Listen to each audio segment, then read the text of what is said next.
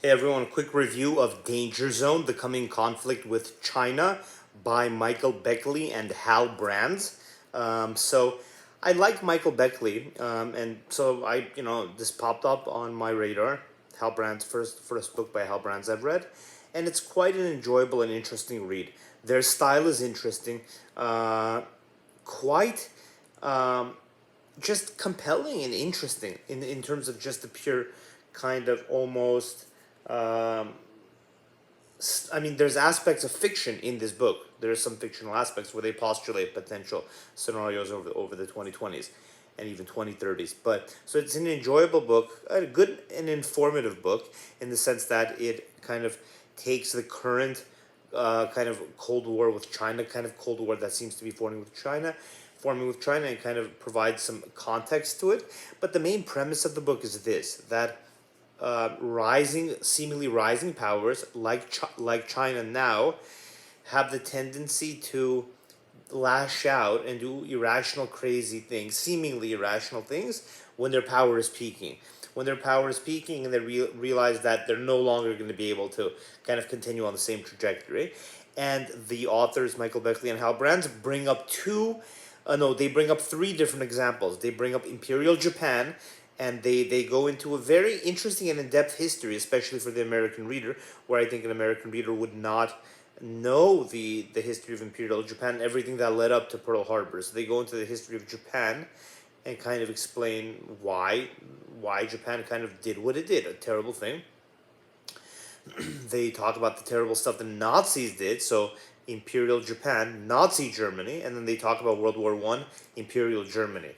And they talk about all three of those things again: Imperial Japan, Imperial Germany, and Nazi Germany. They talk about all three examples from the perspective of kind of a rising power perspective, the kind of Athens versus Sparta, the ancient dilemma kind of in Western thought perspective. Read the book to find out more.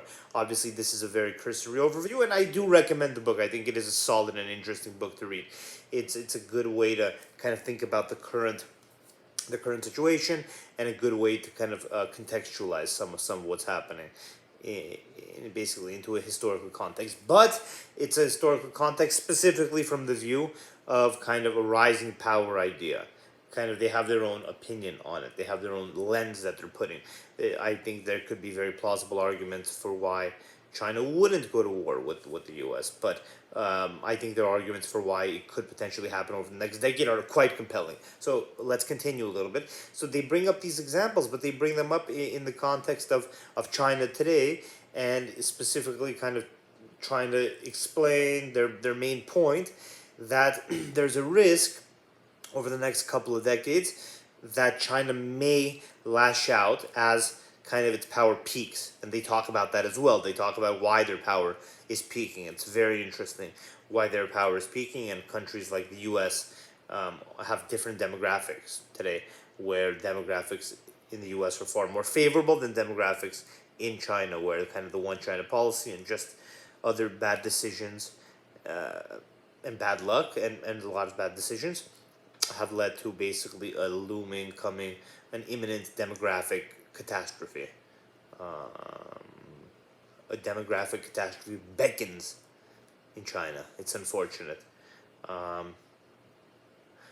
So they kind of explain that the Chinese are aware of that. The Chinese government, the CCP, the Chinese Communist Party, and they're aware of that.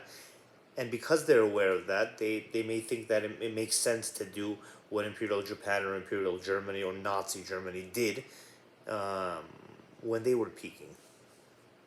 And then there's a comforting aspect where Hal Brands and Michael Beckley note that that the U.S. is likely to kind of win over the coming decades.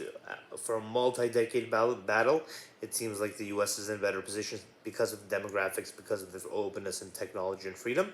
But still, there's a bit of a risk over the next 10, 15 years. And that's kind of what they're trying to point our kind of minds to. That's kind of what they're trying to point us to and say, hey guys, look, over the next 10, 15 years, we really have to be careful. But okay, very interesting book, highly recommended. It's not evergreen, right? In 50 years, it may not be that relevant, but it's relevant today, and it's quite interesting and quite compelling and good background, and it may stay relevant for a very long time.